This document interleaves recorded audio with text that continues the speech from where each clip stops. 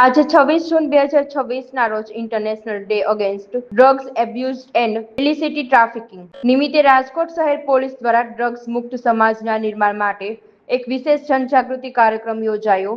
રાજકોટ શહેર કમિશનરના માર્ગદર્શન હેઠળ આજે સવારે બહુમાળી ચોક ખાતેથી એક ભવ્ય મેરેથોન દોડનો પ્રારંભ કરવામાં આવ્યો। આ મેરેથોન રેસકોર્સ રિંગ રોડ પર ફરી હતી, જેમાં મોટી સંખ્યામાં પોલીસ અધિકારીઓ અને જવાનોએ ઉત્સાહભેર ભાગ લીધો હતો। આ કાર્યક્રમનું મુખ્ય આકર્ષણ પોલીસ જવાનો દ્વારા હાથમાં રાખવામાં આવેલ પ્લેકાર્ડ્સ હતા, જેના પર ડ્રગ્સથી થતા જીવલેણ નુકસાન અને તેનાથી દૂર રહેવાના સંદેશાઓ લખેલા હતા।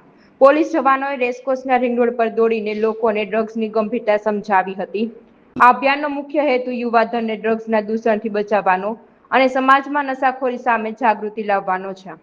આજે 26 જૂનના રોજ international day against drug abuse and illicit ટ્રાફિકિંગના દિવસે રાજકોટ શહેર પોલીસ દ્વારા માનનીય સીપી સર બ્રજેશકુમાર જાસર અને એડિશનલ સીપી સર ચૈતન્ય મંડલિક સરની માર્ગદર્શન હેઠળ એક મેરેથોનનું આયોજન કરવામાં આવેલ છે।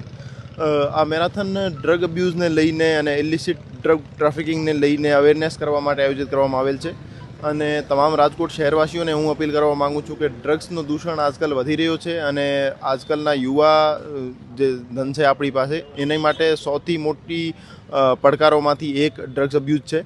તો આપ સૌથી પ્રાયોરિટી ઉપર આપ ડ્રગ્સનો અવેરનેસને લઈને આપની આજુબાજુમાં કોઈ પણ માણસ ડ્રગ્સનું સેવન કરતો હોય અથવા ડ્રગ્સના ચંગુલમાં ફસાઈ ગયો હોય તો આપ માનસ હેલ્પલાઇન 1933 ઉપર કોલ કરીને અમને જણાવો અથવા 112 ઉપર કોલ કરીને અમને જણાવો અને અમે એમને ડ્રગ્સના દૂષણથી બહાર કાઢવા માટે અને ડ્રગ્સના પેડલર્સને પકડી પાડવા માટે પ્રતિબદ્ધ છીએ।